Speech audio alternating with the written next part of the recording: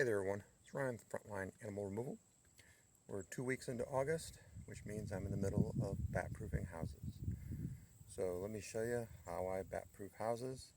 I'm going to show you my materials that I typically use and the typical situation that I use these materials. So let's first look at the situation. Here we have a brick facade. We got some aluminum trim here. We've got a transition point in the roof right here. And you notice there's a gap. There's a gap here. There's a gap there. A teeny tiny gap there. Not too worried about that. Then up there on the brick, there's a gap between the trim and the brick that needs to be sealed up.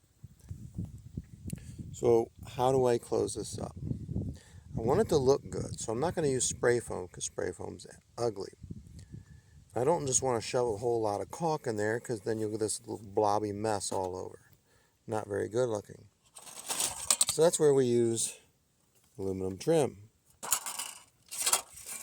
So I pre-bend pieces of metal in various shapes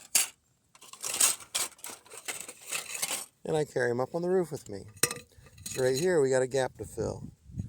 Well, I'm not going to put this on top because that will look silly. I'm going to put it behind this. So how am I going to put that behind there? There's a nail here, nail up here. So we pull those nails out and that'll loosen this up. Then I can trim the corner off here, slide it in, trim it here. Then this flange will get glued to the roof. And then this flange will be up between the wood and the trim. And you'll get a nice clean finish. Now here, we got a pretty big gap. That is probably 1 inch wide. I do something similar there. Take another piece of metal, something like this. I'll trim the end of it to fit into the corner, and I'll trim the other end of it to fit in this corner. And it'll kind of go up here like that. Now I'm going to do the repair and put the phone down, and then I'll pick it up when it's complete so you can see what I did. Hold on. Okay, it's been a few minutes, so let's look at the finished, sealed up product. There we have it.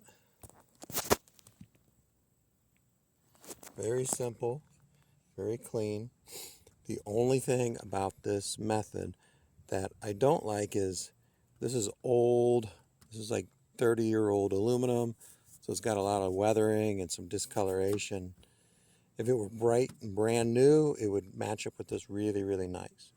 But I can't do anything about that because 30 years has caused this to fade quite a bit.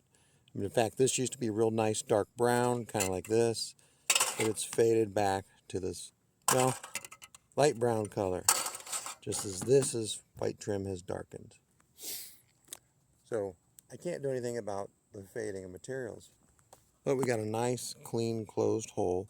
This is now a slip joint, so if this roof moves a little bit up and down, this piece of metal can move up and down behind here, and the little flying fuzz balls can't get in anymore.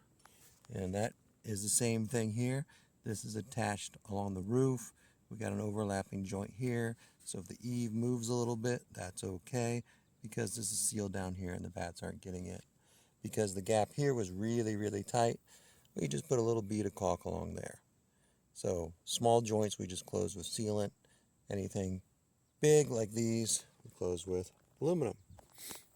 So looks a lot better than some bright yellow ugly spray foam that turns to orange and crumbles. But this is going to be a nice long-term solution that will keep the bats out for a very, very, very, very long time.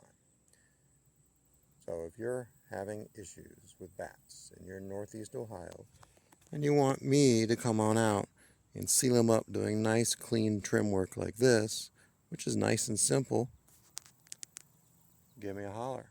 I can help you out. Thank you.